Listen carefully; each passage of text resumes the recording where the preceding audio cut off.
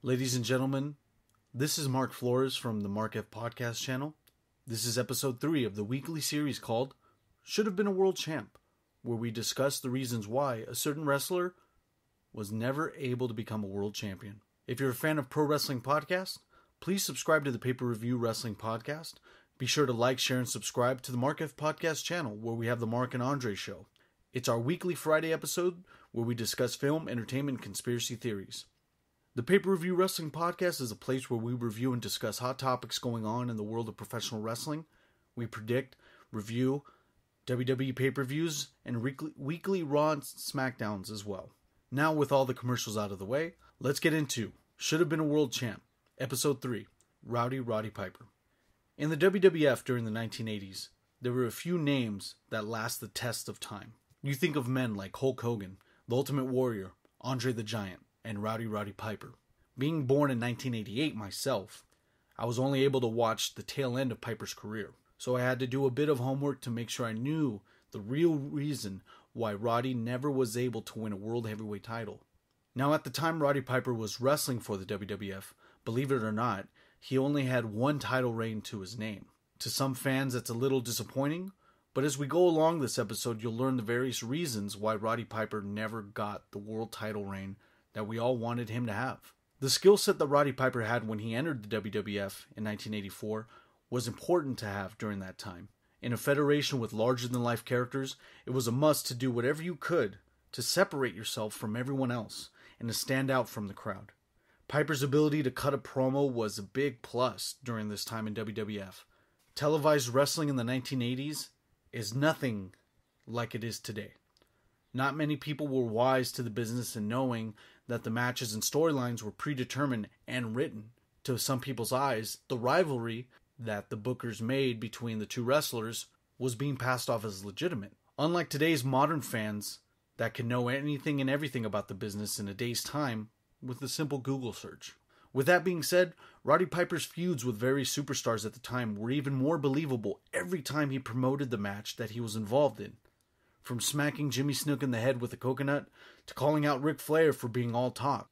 The main goal has always been to cut a promo to get the people to watch or to get them to fill the arena because they want to see you get beat. Roddy got people to hate him so much that they paid their hard-earned money to watch him lose.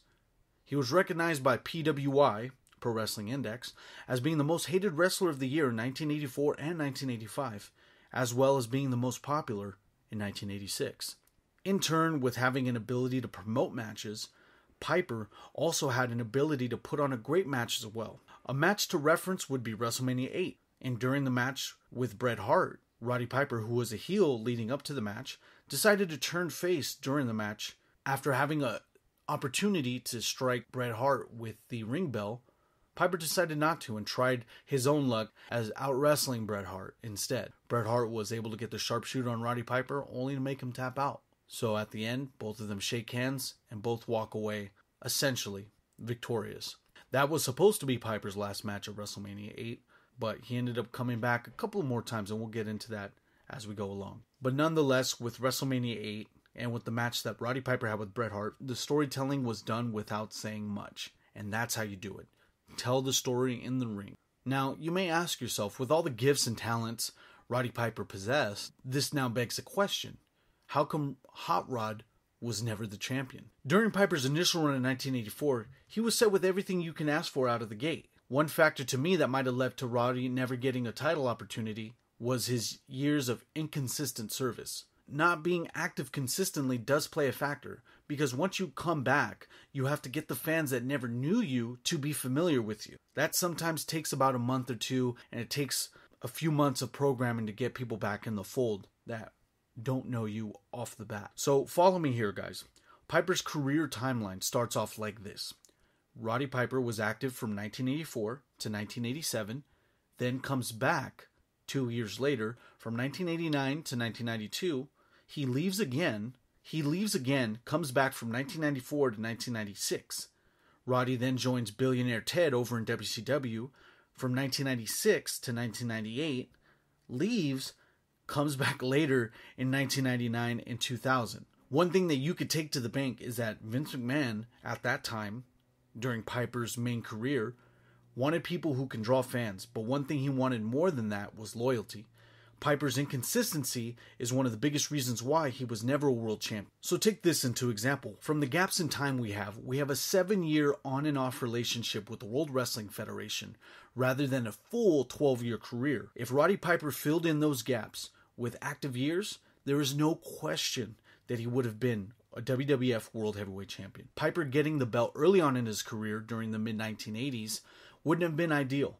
In terms of the people having the title at the time, the only logical bookings at that moment would be Roddy facing the Ultimate Warrior, Randy Savage, and then later in the 1990s when Ric Flair came back, when Ric Flair actually performed in the WWF, that would have been another match as well. There would have been a lot of draw power with Roddy Piper facing the Ultimate Warrior after Ultimate Warrior beat Hogan for it at WrestleMania 6. Warrior was the biggest babyface at the time. Facing Piper and losing it to him wouldn't have hurt Ultimate Warrior's stock. The reason why is because Ultimate Warrior's constant energy was always the true thing that got him over with the kids in the first place. One thing I can say is that Randy Savage was a true professional. So a heel Savage facing off a babyface Roddy Piper would have been an ideal match for both to have and for Roddy to win it at that point in time. Both are around the same height and body type, and the match would have been great. As you guys all know, with WrestleMania 3 with Steamboat and Savage, Randy Savage completely choreographed that match from A to Z. Both of those collective minds going at it with a great program. Both of them can cut hilarious promos. You could see that this can build up a great argument between Randy Savage and Roddy Piper facing off, and giving the opportunity for Roddy Piper to at least win a WWF World Heavyweight title. After looking a little further into the WWF World title timeline, the last two opponents who would have been ideal to book against Roddy Piper would have been Ric Flair and Bret Hart. Roddy Piper could have rekindled a program with Bret Hart before he left for WCW in 1996. The aura of their match they had at WrestleMania 8 would have carried on into this one and would have been a classic way to get the title on Piper as a send-off, to then have Bret regain it a couple of months later on a following pay-per-view.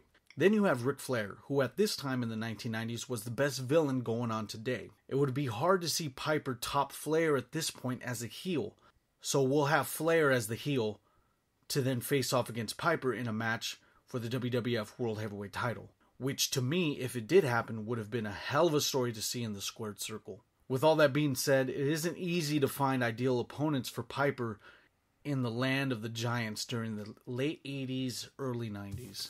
Also, with Roddy leaving so many times, it's hard to pinpoint an exact moment for him with the correct and ideal booking to win the WWF World Championship. Or say he wins the title and maybe leaves WWE, or say he wins the title. Maybe WWF would be fearful that he would sign a movie deal or just leave the title without putting anyone over. In closing, Roddy is recognized for being a legend throughout his wrestling career. Had he won the title, there wouldn't have been much more prestige to his name.